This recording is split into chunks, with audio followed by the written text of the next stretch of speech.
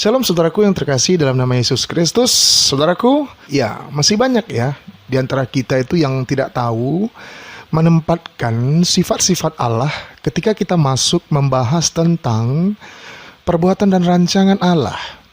Nah, ilustrasinya seperti ini ya. Ketika Anda mau membeli sebuah TV, tetapi Anda malah mendatangi sebuah restoran karena Anda melihat di dalam restoran itu ada TV-nya. Walaupun di dalam restoran itu ada TV-nya, tetap saja Anda tidak bisa membeli TV ke sana. Ya, Anda salah tempat. Nah, apa maksudnya? Nah, saudaraku, ketika kita mau membahas tentang penebusan dosa, maka sifat Allah yang relevan ya untuk membahas itu bukan sifat kemahakuasaannya, melainkan sifat keadilannya. Ya, walaupun ada terkandung sifat kemahakuasaannya gitu ya. Nah, saya mau memberi sebuah ilustrasi lagi. Nah, di dalam dunia ini, orang yang bersalah harus dihukum dan semua itu ditentukan atau keputusannya berada di dalam pengadilan. Betul ya? Dan hakimlah, ya, hakim yang diberikan kuasa atau otoritas untuk mengadili dan menghakimi orang yang melakukan tindak kesalahan. Betul ya? Nah, sampai sini dalam analogi ini, ya, hanya Allah yang berkuasa menghakimi. Ini merujuk pada sifat kemahakuasaannya. Ya, hanya Allah yang berkuasa, tidak ada yang lain. Ya, dalam hal ini berbicara tentang antara keselamatan dan hukuman kekal di neraka. Nah, kita kembali ke hakim tadi. Nah, hakim yang diberikan kuasa untuk menghakimi itu, ya, ketika ia memutuskan suatu sanksi atas tindakan melawan hukum, putusannya kan tentu harus sesuai dengan tata cara, aturan-aturan, undang-undang yang berlaku agar menciptakan keadilan, betul ya? Nah, begitu juga Allah yang maha kuasa menghakimi itu, ya, dalam dia menghakimi harus sesuai dengan ketetapan-ketetapannya. Disinilah merujuk kepada sifat keadilannya, ya. Jadi Allah sebagai hakim yang adil merujuk kepada sifat kemahakuasaannya, tetapi ketika dia menjalankan suatu keadilan berdasarkan ketetapannya, di situ sudah merujuk kepada sifat keadilannya. Jadi tidak tepat kalau Anda mengatakan seperti ini. Allah itu kan maha kuasa, jadi Allah kan tinggal menghapus dosa-dosa kita saja tanpa perlu adanya penebusan dosa. Tidak bisa begitu. Ya, Allah yang maha kuasa tentunya adalah Allah yang maha adil. Bayangkan kalau Allah yang maha kuasa ada tanpa keadilannya. Tidakkah itu hanya Allah yang sekonyong-konyong, ya, sesukanya saja tanpa memperhitungkan apapun, tanpa aturan, seenaknya tanpa rancangan apapun? Itu bukanlah Allah, saudaraku. Mengapa? Karena kita ini manusia itu bukan mainan, bukan robot, bukan hewan. Kita ini adalah ciptaannya yang paling mulia. Jadi selalu ada rancangannya. Ya, sampai di sini mudah-mudahan kita bisa paham. Nah, sekarang kita masuk ke dalam topik. Topiknya adalah Yesus Kristus adalah sumber penyataan akan kemahakuasaan Allah, akan keadilan Allah, dan kasih Allah. Oke? Untuk pembahasan ini, kita persempit dalam konteks penebusan dosa. Saudaraku, mari kita lihat bagaimana korelasi ketiga sifat-sifat Allah ini. Oke, perhatikan gambar ini. Nah, sifat kemahakuasaan Allah menciptakan langit bumi beserta isinya. Langit dijadikan, bumi beserta isinya, benda-benda penerang, planet-planet, galaksi-galaksi, matahari, semua ini Tuhan jadikan, dan ketika Dia berkata jadi, maka jadi. Di situ merujuk kepada kemahakuasaannya. Dia berkuasa menciptakan. Allah pencipta. Begitu juga Dia menjadikan manusia. Dia menjadikan manusia. Di situ merujuk pada sifat kemahakuasaannya. Nah, kalau begitu, dari sifat kemahakuasaannya ini, apakah sudah mengandung, sudah ada, atau sudah berjalan keadilan Allah?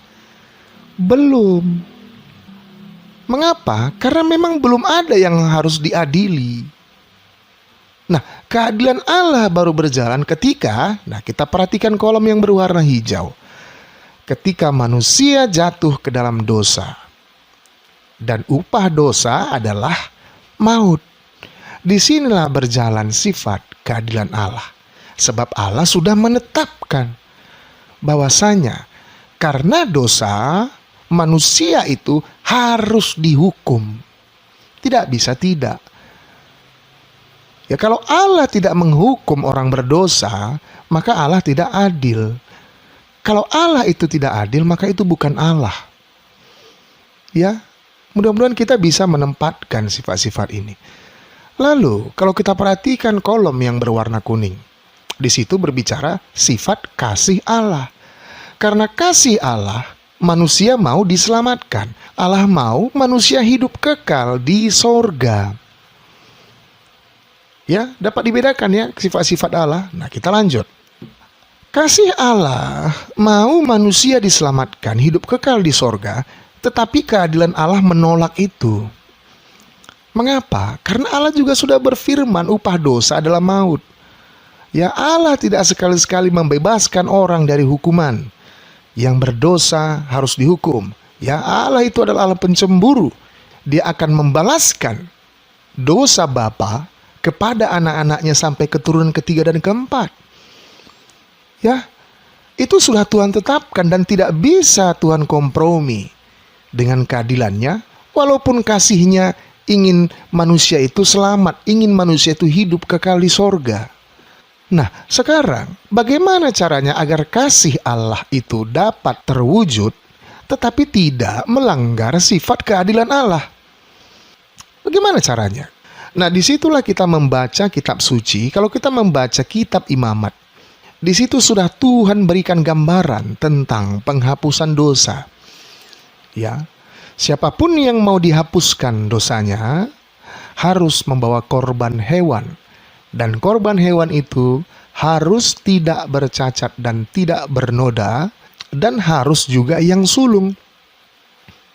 Ya, tetapi yang menjadi masalah adalah ketika manusia itu berbuat dosa, dia membawa hewan untuk dikorbankan, maka terhapus dosanya. Besoknya dia berbuat dosa lagi, maka dia harus melakukan itu lagi. Seterusnya seperti itu. Nah, yang menjadi masalah di sini adalah karena yang mau dihapuskan dosanya adalah manusia, ternyata korban hewan tidak sempurna menghapus dosa manusia. Tetapi kan itu hanya gambaran ya, supaya umat Tuhan mendapat gambaran bakal ada nanti datang korban yang sempurna itu. Oke, itu nanti kita bahas. Nah, karena Allah sudah menetapkan bagaimana agar manusia itu dihapuskan dosanya dengan membawa korban, dan korban itu manusia, kalau berpikir secara manusia hanya akan menambah masalah, bukan? Mengapa? Karena semua manusia telah jatuh ke dalam dosa. Ya, manusia jatuh ke dalam dosa. Tidak ada korban yang pantas, yang layak untuk menjadi penebus dosa manusia. Nah, tetapi bagi Allah, ya rancangan Allah yang luar biasa itu tentunya tidak sama seperti yang kita pikirkan, ya. Nah, saudaraku, di dalam hal ini kita melupakan ada ternyata satu pribadi yang masih kudus, ya, yang masih suci, tidak berdosa. Dia adalah Allah itu sendiri. Tetapi kalau manusia itu berpikir lagi, justru hanya akan menambah masalah. Kenapa? Karena kita membutuhkan manusia, bukan Allah. Ya, sementara semua manusia telah jatuh ke dalam dosa dan harus dihukum. Tetapi Allah rancangannya yang luar biasa itu, maka dia sendiri, ya, maka Allah itu sendiri yang turun ke dunia menjadi manusia. Dialah Yesus Kristus. Apakah kita sudah selesai? Belum. Jadi karena kemahakuasaan Allah, maka Allah itu sendiri yang menjelma menjadi manusia, yaitu Yesus Kristus. Nah, kita perhatikan yang kolom warna biru, yang ketiga.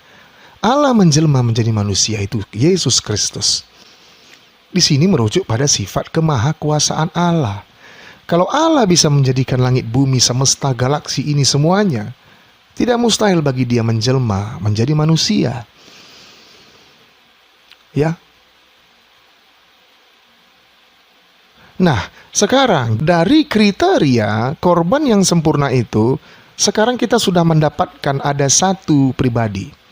Ya, tadi kita ingat bahwa kriteria korban itu harus manusia yang sulung dan tidak berdosa. Ada 3 hal di situ. Nah, sekarang Yesus Kristus ini, apakah dia memenuhi 3 kriteria ini? Pertama, dia yang sulung? Yes. Dia yang sulung. Dia manusia? Yes. Dia manusia. Ketiga, apakah dia tidak berdosa? Yes, dia tidak berdosa. Siapa yang bisa mengatakan satu saja dosa yang Yesus perbuat? Orang-orang Yahudi, orang-orang Farisi hanya menuduh Yesus menghujat Allah, yang sama saja mengartikannya bahwasanya Yesus menyatakan dirinya sebagai Allah.